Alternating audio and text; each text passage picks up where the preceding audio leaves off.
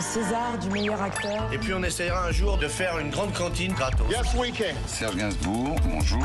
Il n'y a eu qu'un vainqueur, c'est l'espoir. Europe 1. Et à 7h24 sur Europe 1, c'est l'heure du jour. Le 18 décembre 1994, 3 spéléologues amateurs explorent les gorges de l'Ardèche dans le secteur du Pont d'Arc. Ils repèrent en hauteur d'une falaise une mince ouverture.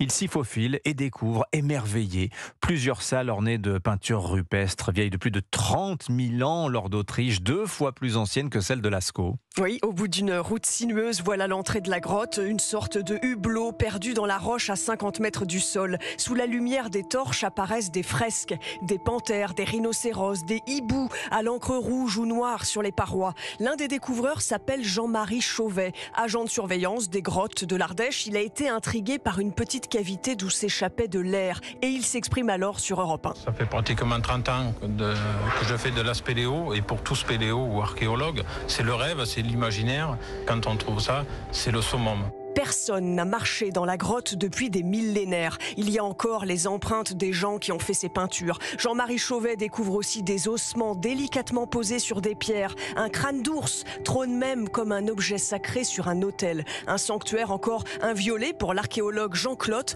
qui a pu entrer dans la grotte quelques jours après sa découverte. Peut-être quelques chamans, vous voyez quelques sorciers étalés là, et les animaux qu'il invoquait, c'était des animaux dangereux, c'était surtout des animaux dangereux, parce qu'il y en a vraiment des quantités. Et c'est peut-être parce que c'était aussi une grotte à ours. Il y a des griffades sur les parois, ça les hommes l'ont vu. Mais pas question de livrer les fragiles dessins aux premiers scientifiques venus, encore moins au grand public. Ils sont faits avec des techniques extrêmement sophistiquées.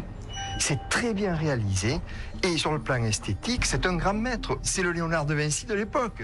Mais les 3 découvreurs vont-ils bénéficier du droit d'exploitation de la grotte? Pas si simple. Des hauts fonctionnaires du ministère de la Culture vont être un peu plus tard poursuivis en justice pour faux en écriture. Les 3 découvreurs de la grotte accusent les services de l'État d'avoir antidaté un document pour faire croire que la cavité a été trouvée dans le cadre d'une mission de l'administration. Et l'État sera finalement condamné à verser 3 millions de francs aux découvreurs de la grotte Chauvet, l'équivalent de 450 000 €. Merci Laure d'Autriche, réalisation sonore. Sébastien Guidis. Il est l'heure de jouer avec